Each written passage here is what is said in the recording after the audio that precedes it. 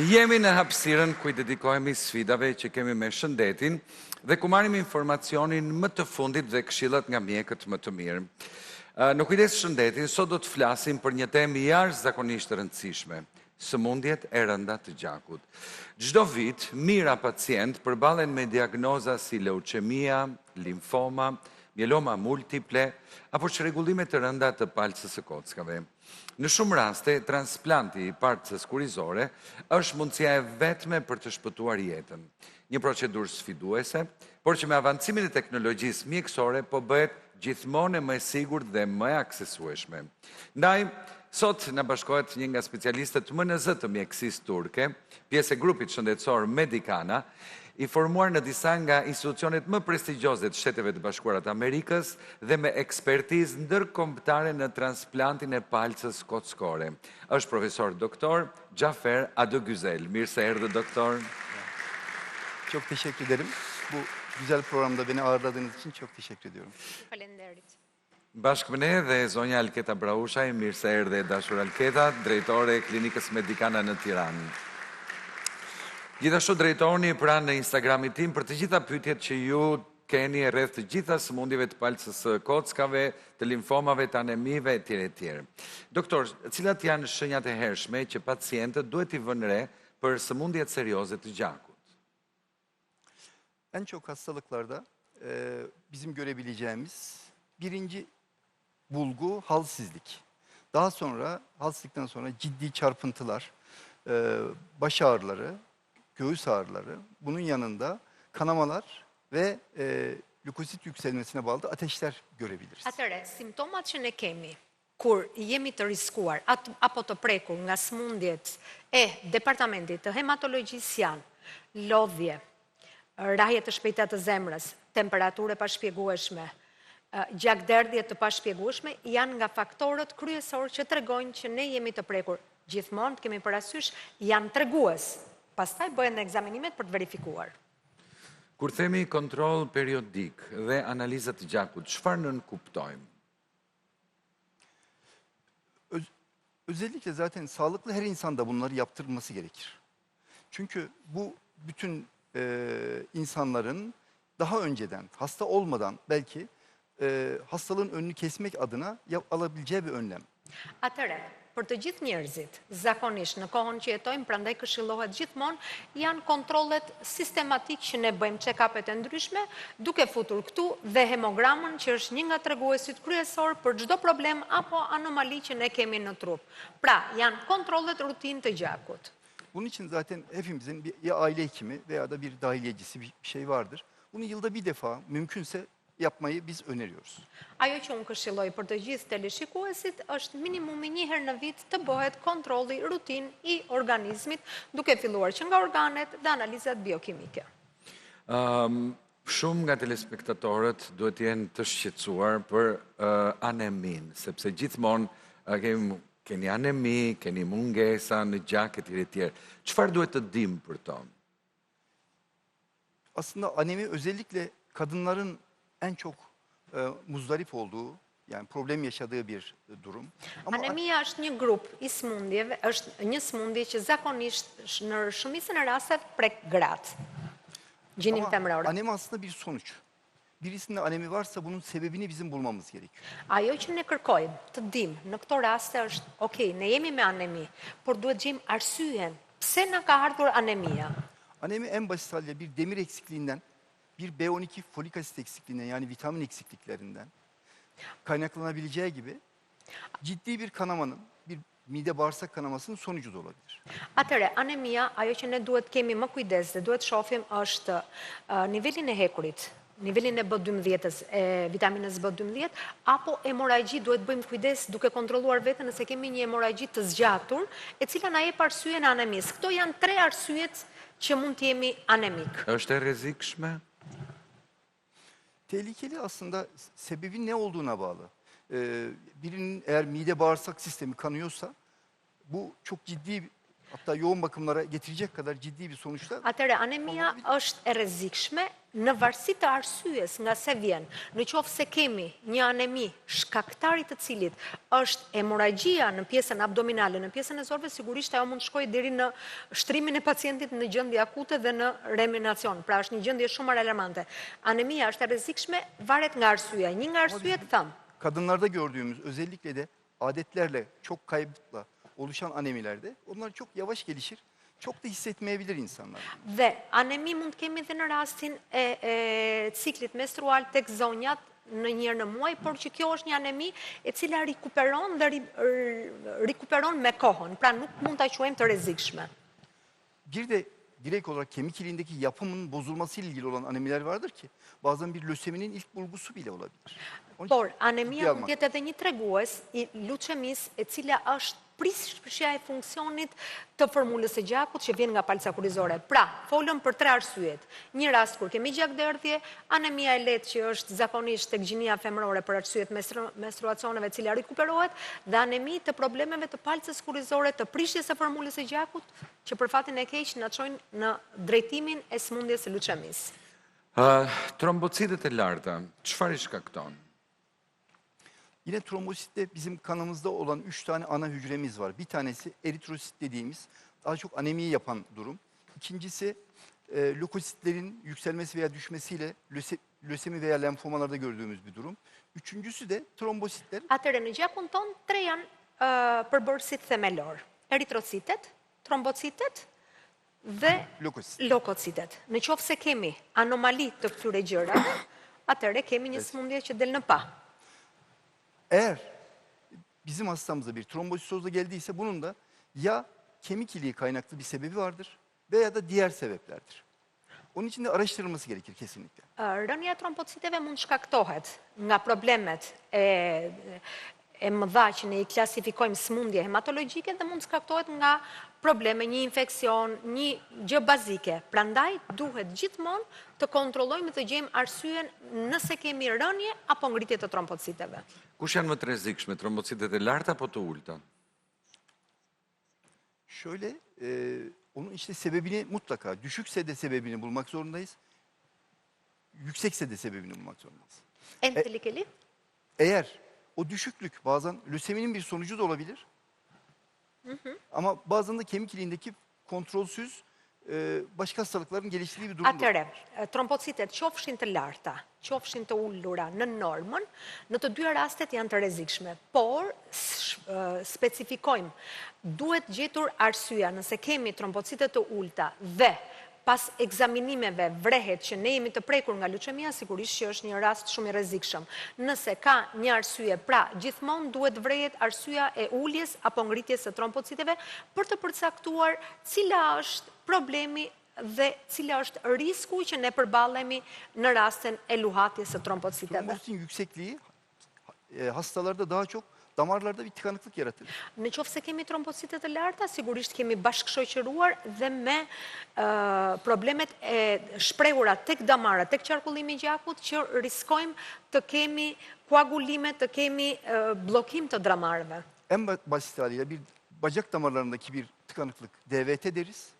Kalp damarlarındakine enfarktüs deriz. Beyinde olduğunda da CVO dediğimiz bir felç durumu ortaya çıkıyor. Atëre, të gjitha, nëse kemi trombocite të ngritura, qoftë në pjesën e ekstremiteteve të poshtme të këmbëve, qoftë në damarët e zemrës, qoftë në damarët e trurit, të treja janë me një rrezikshmëri goxha të lartë. Ndaj, duhet menjëherë të ekzaminohemi. Flasim pak për gjakderdhjen dhe maviosjen. Kur mund t'i konsiderojmë të rrezikshme? Şöyle, kanama da ciddi. Çünkü kanayan bir kişi beynine kanadığı zaman yine bize karşımıza felç de gelecektir. Kemi parasysh në qoftë se kemi një gjakderdhje të pakontrolluar, risku ose faktori më i madh është të ruhemi nëse gjakderdhja do të shkaktohet në tru, dhe nëse shkaktohet në tru, pastaj ajo është fatale. Kështu që gjakderdhja është gjithmonë e rrezikshme, do kontrolluar deri në detaje. Ama bizim bunun sebebini bulmamız lazım. Yani trombosit niye düştü? Eğer bu bir Lösemi, lenfoma başka bir şey. Onu tedavi edip orayı düzeltmemiz gerekiyor. Pra, gjakderdhja duhet gjithmonë të kontrollohet dhe të specifikojmë arsye. Nëse kemi lemfoma, kemi leuqemi, apo arsye pse na vjen ky lloj problemi, menjëherë duhet të marrim mjekimin për të shmangur riskjet dhe Bazen enfeksiyonlar düşürür. Hepatit enfeksiyonu düşürür. por kjo HIV enfeksiyonu düşürür. Por mund të jetë Virusi edhe pasojë e një infeksionit. Pra, gjakderdhja mund të vi, çrregullimin e formulës së gjakut mund të vi, siç përmendëm pak më sipër, nga sëmundjet hematologjike, por mund të vi dhe nga një infeksion i rënd i ripërsëritur. Bazen hiçbir sebep bulamayız. Biz onlara ITP diyoruz. Por ka raste të rralla që nuk Onları gjejmë dot takip arsyen, pa diskutim, ato mbahen në Ne kontroll zaman dhe, tehlikeli bunlar? Daha çok da 30 binin altına düşünce ITP'de mutlaka tedavi vermek. dhe duhen mbajtur në kontroll. Rënja e formulës së gjakut nën 30.000 siguron rrezikshmëri të lartë dhe duhet menjëherë të merren masat për të shtruar në spital, për të trajtuar apo trajtimin ambulator. Kjo është vlerësim që e bën hematologu. Vim pak tek risit e trajtimit të gjakderdhjes dhe të trombozës. Cilat janë? Hocam bu gibi durumlarda en çok tabii ki biz artık olayın moleküler boyutlarına kaydık. Yani bir hastalıkta öncelikle bir genetik bir köken var mı? Tabii bu genetik ailenin genetiği değil, hastalığın genetiği. Ve bunlara o genetik kökenlere yönelik artık nokta atışı yapan ilaçlar üretiyoruz. Atëre, teknologjia më inovative që sot po përdoret në mbar botën për trajtimin e rasteve të hematologjisë janë ekzaminimet e testeve gjenetike, gjetja dhe arsyeja dhe trajtimet e personalizuara. Këto janë dy armët që sot për sot mjekësia në mbar botën ka për të luftuar sëmundjet e hematologjisë.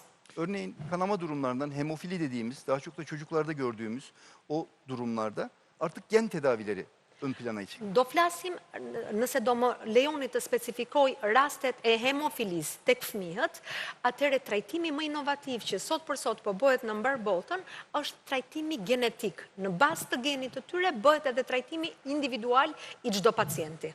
Ama aynı zamanda yeni ilaçlarımız da var. Bu çocuklara verdiğimizde kanamayı durduran, eskiden sadece her gün belki de 3 günde bir vermemiz gereken ilaçlar. Şimdi artık haftada, bazen ayda bile verdiğimiz durumlar var. Kemi raste të pacientëve hemofilik vërtet të shumë e dhimbshme që ti duhet trajtosh me medikamente çdo ditë fëmijën, sepse formimi i formulës së gjakut dhe mbajtja me anë të medikamenteve zgjaste vetëm 6 deri në 12 orë dhe duheshe çdo ditë të merrin medikamente. Sot teknologjia ka rritur me hapa galopant ku na duhet ta trajtojmë fëmijën hemofilik një herë në javë ose në raste kur hemofilia është pak më e lehtë dhe një herë në muaj, gjë e cila për fëmijët është në të vërtetë një mrekulli. Leuqemia, limfoma, mieloma janë sëmundje e kancerit, le të themi, në gjak dhe me shumë kureshti duam të dim si trajtojnë ato.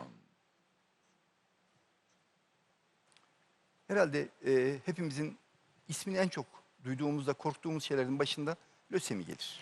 Ajo që ne trëmbemi kur dëgjojmë emrin tek gjithë pacientët që unë jam përballur është leuqemia.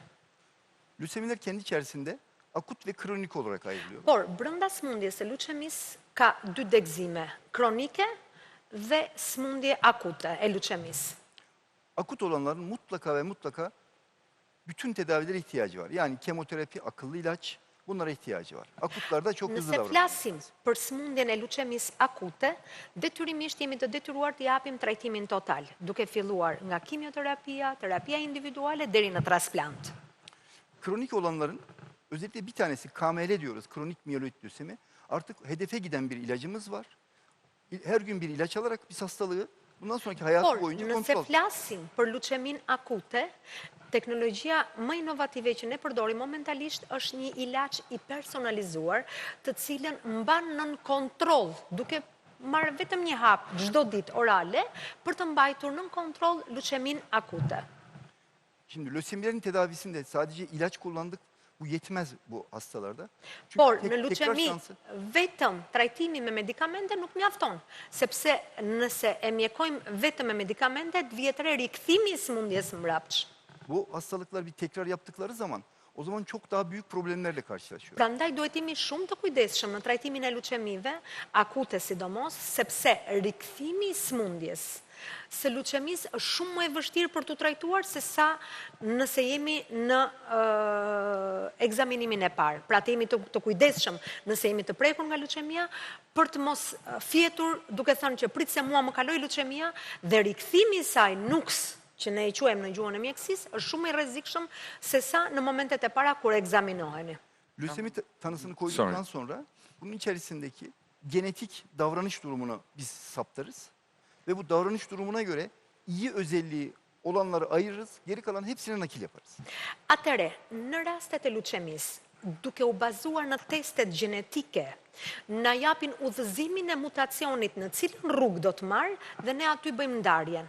Pacientë që janë të detyruar të bëjnë transplantin, por duke ekzaminuar testet gjenetike, ne dim se çfarë mutacioni do të bëhet në të ardhmen dhe marrim masat paraprake dhe kjo rrit ndjeshëm, le të themi, numrin e pacientëve që do të shpëtojnë ose do të kurohen nga leuqemia, duke i ndarë në dy grupe, pacientë që do të bëjnë transplantin dhe pacientë që do të mjekohen. Ve bu hastalardaki nakil de daha çok kendi iliğinden değil, mutlaka kardeşlerinden veya akraba dışı dediğimiz diğer insanlardan bularak yaptığımız nakillerdir. Ajo që ne sugjerojmë në këto raste, nuk është transplanti i marrë vetë nga qelizat i përpunuar dhe i trajtuar, por është rasti kur ne këshillojmë që transplanti i palcës kurrizore të bëhet nga vëllezërit, motrat, apo persona që i përshtaten duke ekzaminuar në detaje testet gjenetike të përshtatshmërisë për ta kuruar sëmundjen.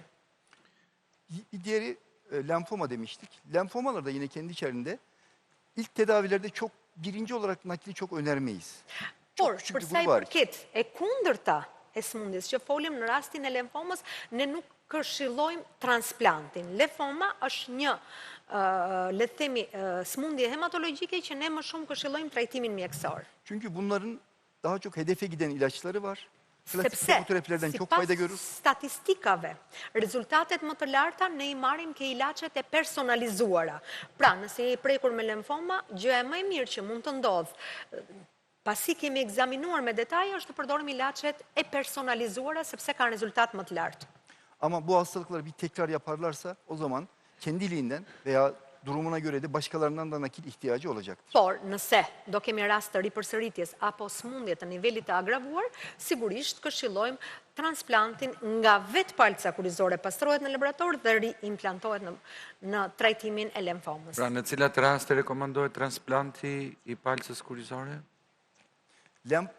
Lenfomalar için özellikle hastalık tekrarı olduğu zaman Zakonisht, në lenfoma, kur i Mutlaka përsëritet sëmundja, më shumë këshillohet trajtimi me ilaçe të personalizuara, ilaçe individuale që dalin si, pra, këtë medikament e marrin vetëm kur bëjmë testet gjenetike, përcaktojmë llojin e mutacionit dhe japim ilaçet gjenetike. Pra, lenfoma tek ne, në gjithë botën trajtohet më shumë me medikamente. Më shkruajnë nga Instagrami, doktor, dhe ka një pyetje.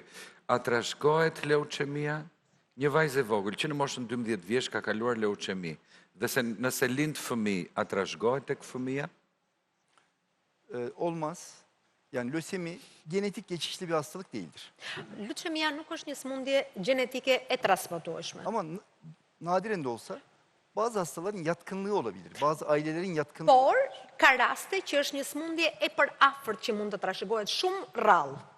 Çünkü yaşadıkları ortam, aldıkları o dışarıdaki etkiler benzer olduğundan bunlarda olma ihtimali daha yüksek olabilir ama işte bu evladımız zamanında geçirmiş, bundan sonra geçirecek anlamına gelmiyor. Pra, definitivisht, Çocuklarının geçireceği anlamda. definitivisht, nëse jemi të prekur, nuk do të thotë domosdoshmërisht që smunda duhet jetë e trashëgueshme. Shumë rrallë mund të jetë diçka çrregullim hematologjik i përafërt, por genetikisht nuk është. Një pyetje tjetër, nga anemia e theksuara mund të krijohen kiste në gjoks specifikisht? Kistin sonucu bir anemi değildir. Aneminin sonucu bir kist de değildir. Böyle bir bağımlılık yok. Nuk ka një lidhje me dyre këtyre sëmundjeve. Okay. Është një gjë secila është më vete. Kam vajzën 18 muajshe, thot dikush tjetër, i ulet hekuri shumë, i bëj mjekim, 4 muaj rregullohet, ja ndërpres mjekimin, hekuri ulet prap dhe zverdhet në fytyrë. Bu çocuklarda özellikle kullandığı işte inek sütü en büyük sebep Po jam ndërtejlëk, i në të sytë kullanmi o sadër. 11 lëk. Yani ama hala süt içiyorsa Tamam, diye söylüyorum. süt içiyor. Në qoftë se pi qumësh, një gjë duhet bëhet kujdes, qumshi i lopës, İyi beslenemiyorsa, özellikle në et, qoftë se nuk ushqehet mjaftueshëm, një nga et arsyet, yiyemiyorsa. Çünkü en büyük demir kaynağı et ve et. në qoftë se nuk merr nën produktet e mishit, nën produktet mishin, duke e bërë atë për moshën 18 muajshe dihet mënyra se si ushqehemi, pra mungesa e ushqyrit është një nga arsyet që rrëzon hekurin. Yine bunlara rağmen de bir şey bulunamıyorsa da bir kayıp mı var diye bakılması lazım. Por, Midesine, dhe bağırsağına böyle kanama mı? nëse ne verifikojmë edhe me mirë ushqyrin, edhe me forcimin e dietës në mënyrën e të ushqyrit, prap kemi humbje të hekurit, atëre duhet gjejmë arsyen, duhet bëjnë analizat, ekzaminimet të detajuara me patjetër. Do të rikëthem pak pyetjes ke transplanti i palcës koskore, që do të thotë, së pari, a ka kufizime në mosh që e pengojnë këtë transplant? Së dyti, a ka rreziqe? Dhe së treti, çfarë rezultatesh të suksesshme sjell ky transplant? Şimdi şöyle bir şey, ilik nakli demek, eğer otolog yapmıyorsanız, otolog demek kendiliğimizden kendimize yapıyoruz. Gjithmonë po flasim në rastin kur nuk është një transplant otolog, që do të thotë, merret nga trupi jot, përpunohet, pastrohet dhe rikthehet. Por flasim për transplantet alegjonik, të marrë nga dikush tjetër. Otolog nakillerin amacı aslında daha yüksek doz kemoterapileri hastalara vermek için yaparız biz. Sepse rasti i transplantit të otologu do të thotë që ti duhet marrësh nga vetvetja, ta përpunosh dhe të bësh kujdes me trajtimin për kimioterapinë e mëvonshme. Otologlarda eskiden ben başladığımda tıbba bir yaş sınırımız vardı. Örneğin 65'in üstüne çıkmazdık. Kur kam filluar unë vitet e para, ka pas një kusht që thoshte mbi 65 vjeç nuk bëhet transplanti i palcës kurrizore otologe, pra nga vetvetja. Ama Po şu, si bëhet kur thuhet nga vetvetja për kureshtje, si bëhet? şöyle Otolog yapmadığı zamandan sorun nasıl yapılır diyor. Başka bir çaresi nasıl var? otologu şöyle yaparız. Hastanın kök hücresini, iliğini toplarız, bir yere saklarız. Atëre, transplanti otolog është i tillë. Në palcën e kurizit merret materiali dhe vendoset në laborator për të pastruar, për të përpunuar. Ama bu mutlaka hastanın daha önceki hastalığından tamamen temizlenmiş olması gerekir. Por, për të arritur në transplantin otolog apo agjenolog në të dy rastet, duhet pacienti totalisht jetë i pastruar nga qelizat kancerogjene me anë të trajtimeve paraprake, siç janë kimioterapia, terapia individuale apo terapi të tjera. Daha sonra çok yüksek doz bir kemoterapi hastaya tekrar geri veririz. Sepse pacienti do t'i duhet të marrë pastaj një terapi me kimioterapi në nivelit të lartë, agresiv që Daha önce quajmë. bizim o verdiğimiz kemoterapilerden kaçmış, orada bizden saklanan hücre varsa o yüksek dozda biz onları temizleriz. Pra, në qoftë se mua më ka shkuar, më ka kaluar nga syri i laboratorit, qelizat i kemi prap eksistent, dhënia e terapisë agresive, kimioterapi agresive, shkatron thuajse totalisht gjitha qelizat kancerogjene, Ama o öyle bir yüksek dozdur ki hastanın kendine ait hücreleri de kaybolur. sepse ajo ka një dozë aq të lartë të kimioterapisë sa të gjitha qelizat e këqija automatikisht shkatrohen. Ka shumë. Ama biz onları topladık, bir yerde saklamıştık. Onu çıkartırız tekrar, getiririz hastanın damarından tekrar geri veririz hastaya. Dhe çfarë kemi ndodhur? Ne tash duke i hequr qelizat e palcës kurrizore, i kemi vendosur në laborator, pasi e kemi trajtuar definitivisht pacientin, i rikthejmë qelizat e pastra. Tani ka shumë njerëz të cilët duan të takojnë doktorin. Kur do ta kemi doktorin? Nesër profesori është në klinikën Medicana në Tiranë nga ora 9 deri në orën 3 mbasdite për të bërë vizita falas për të gjithë pacientët që kanë probleme me hematologjin. Eksakt. Do me thënë, kush duhet të vi? Atëre, të gjithë pacientët që janë të prekur nga problemet hematologjike të gjakut, lusemi, talasemi, mielom, hocam sen say hangisine gelebilir yarın hastalık olarak? Aslında bütün hastalıklara yapılır. Talasemiye de yapılır. Talasemi var. Orak hücreli anemiye de yapılır. Probleme me anemin? Çocukluk yaşında, ben çocuk bakmıyorum tabii. Ben erişkin bakıyorum ama çocuk hastalıklarında Të gjithë pacientët që kanë problemet, metabolik hastalıklara da që yapılır. kanë smundjet metabolike, pra të gjithë pacientët që kanë smundjet të departamentit të hematologjisë, qoftë anemia e rëndë, qoftë talasemi, qoftë mielom, qoftë limfoma, qoftë leucemi, janë të mirëpritur bashkë me dokumentacionet në klinikën Medicana në Tiranë. Cilat janë mënyrat moderne të kontrollit mbi të gjitha?